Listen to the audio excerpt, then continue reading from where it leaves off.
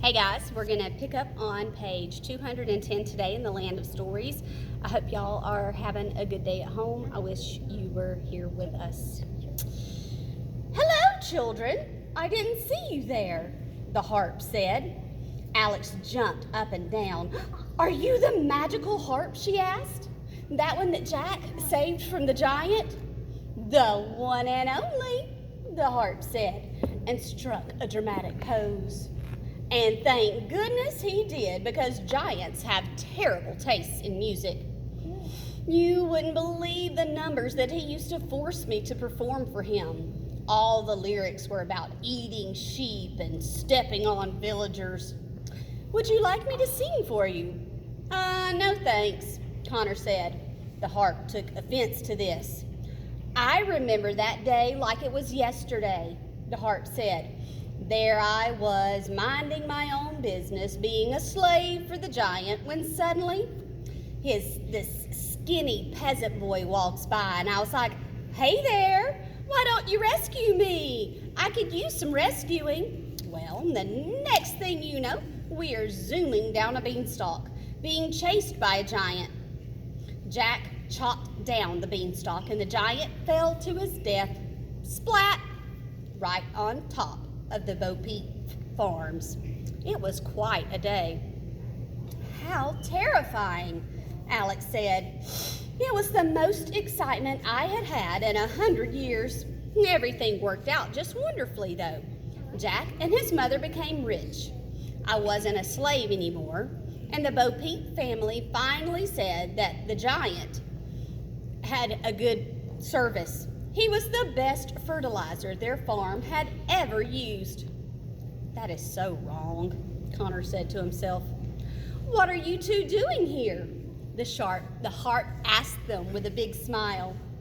Alex and Connor looked at each other, both afraid to answer. We're just visiting, Alex said.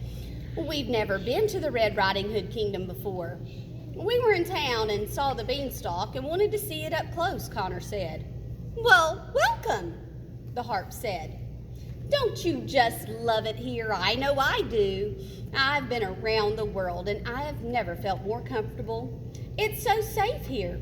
The people are all friendly farmers, and the best part is that no wolves are allowed. Are you two thinking of moving? Wouldn't that be nice? I think you should move here and visit me every day. The harp was very chatty, and the twins could tell that she was very desperate for attention. Spending every day cooped up in this house couldn't be easy. We're actually on our way home, Connor said. We just have to make a stop at Red Riding Hood's castle, and then we'll be on our way. We've never been before. You should have Jack take you, the harp said. He's headed there this afternoon to meet with Queen Red Riding Hood. He is? Alex asked. Oh, yes, the harp said. He visits her at the end of every week and brings her a handmade basket every time. Friends. The harp looked side to side to make sure no one else was listening, but there was no one in sight. Now, you didn't hear this from me, the harp said excitedly with gossip in her eyes. Queen Red Riding Hood calls him to the castle every week and proposes to him. Poor thing has been in love with him since they were kids. Really? Alex said. Does that mean they're getting married? Oh, heavens no, said the harp. Jack can't stand her. He turns her down every time. Why would he do that? Doesn't he want to be king? Connor asked. His heart belongs to someone else, the harp said sadly, and the strings on her back played a sad chord. Who does he love? Alex asked. Ooh, let me guess, Connor said. Little Miss Muffet? Of course not, the harp said. Miss Muffet married Georgie Porgy, but as everyone knows, he has had countless affairs, but that's another story. Back to Jack, Alex said. Oh, right. Well, I'm not sure who he is in love with. I've never seen her, the harp said.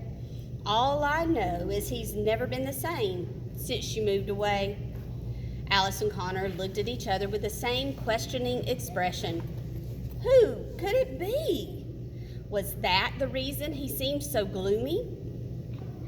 The door of the shack opened, and Jack emerged with a basket made out of pieces of wood that he'd just chopped. Hey, Jack, I have a wonderful idea, the harp called out. Why don't you take these two to the castle with you? They've never been on the inside before. Jack seemed hesitant. Please, Mr. Jack, Alex pleaded.